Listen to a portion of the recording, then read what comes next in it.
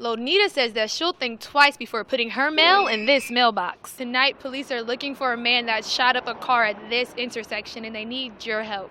People walked past a homeless guy thinking he was asleep in this corner, not knowing he was actually dead. The student was punched and robbed at this red line station. Officers say the suspect was in his 30s. Jessica Smith says she was walking along this strip when a man came up, punched her, pushed her to the ground, and stole her purse. My town is now Draft Town, and this year it is 20 football fields bigger. An investigation is underway after a woman's body was found right here in this alley. Have to park downtown. Authorities say do not leave expensive items in your car. Reporting in downtown St. Louis, Dominique Jackson, Metro Minutes News. 300,000 students have to miss school today because of this teacher strike. These Chicago teachers gathered by the thousands in front of the Thompson Center and throughout downtown, telling state leaders they're fed up. They demand more funding and resources for the district. It's something retired school nurse Helen Ramirez-Odell says it needs to happen now. And my heart just breaks for the teachers when I see how they have to work without supplies, without a contract. Many of them blame Governor Bruce Rauner for the lack of funding, but target Mayor Rahm Emanuel, blaming him for the failed Chicago Teachers Union contract negotiations. They say they just want to see things get done. Education of our children is important to us and they're our futures. In response to this strike, reports say that Chicago Public Schools CEO Forrest Claypool says he has taken legal action against the teachers union by filing a complaint with the Illinois Educational Labor Relations Board, claiming the strike is illegal. If we don't get it shut it down! Regardless if it is or isn't, these teachers say they had no choice but to strike. Ramirez-Odell hopes through her actions, students watching will learn to step up and say something when they feel they've been wrong. Sorry they're missing school, but it is a lesson for them when they learn why we're doing this. Dominique Jackson, Metro Minutes News. Don't call them crazy, call them fearless weather warriors. They all took a dip into the icy waters of Lake Michigan to help raise money for a good cause. The cold weather was no match for people who dived into Lake Michigan for charity. Go Norwood! Yeah! School teacher Jillian Faulkner and her students joined hundreds for the first time at North Avenue Beach to raise money for the Special Olympics. My students and I wanted to support Special Olympics, so we created a polar plunge team. We're the GCE Falcons. Invigorating, refreshing, cleansing is how some describe the 34-degree jump. The polar plunge helps benefit more than 6,000 Special Olympic athletes. I wish more people would do these for the kids. Even Mayor Rahm Emanuel showed up to support but didn't get wet. The polar plunge attracts celebrities every year, and actors from Chicago Med, Chicago PD, and Chicago Fire are expected to take the plunge.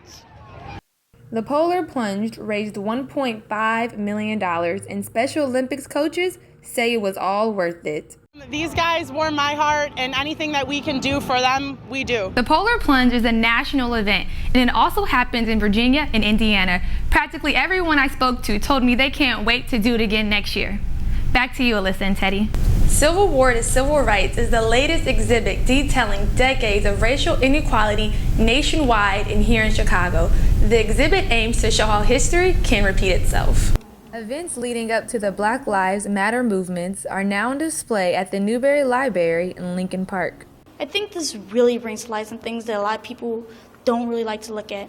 The exhibit is interactive for visitors. Our post-it wall, which is here for people to share their thoughts, reacting to what they've seen in the exhibition. This exhibit aims to document the root causes of racial inequality from past to present. This is history that was, 50, 60 years ago, and we're still sort of having some of the same problems and the same conversations today. The exhibit shows the life of some of the city's first African Americans. There's a lot of nice, beautiful physical evidence here to help demonstrate the fact that we have been put down, ignored again and again. Southside teacher Cherie Gordon says she wishes her students could experience this. We have to travel out our way in order to seek knowledge that we really would be beneficial to us. Also on display are photos from the Laquan McDonald protest, and the exhibit is attracting visitors from all ages and walks of life. Back to you, Vicki and Teddy. Dominique, what else is on display at the exhibit? On display are newspaper articles, photographs, and diary entries from the Great Migration and the Chicago race riots of 1919. And who curated the exhibit? The exhibit was curated by Diane Dillon, who also serves as manager of the exhibition at the Newberry Library. Thanks, Dominique. County Hospital is a Chicago landmark that closed its doors more than 10 years ago. The hospital will soon be revitalized, and I visited the neighborhood to see what residents had to say about the change. The Cook County Hospital is 102 years old. The Cook County Board wants to renovate the old hospital into coffee shops and hotels. About time. I don't know why they had to wait so long.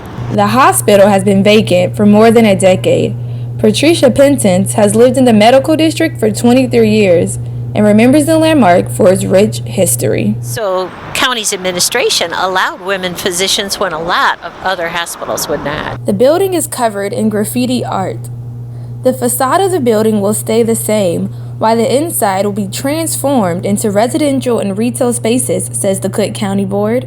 Cook County Board President Tony Pretwinkle says that no taxpayers' dollars will be used unless it is an environmental issue.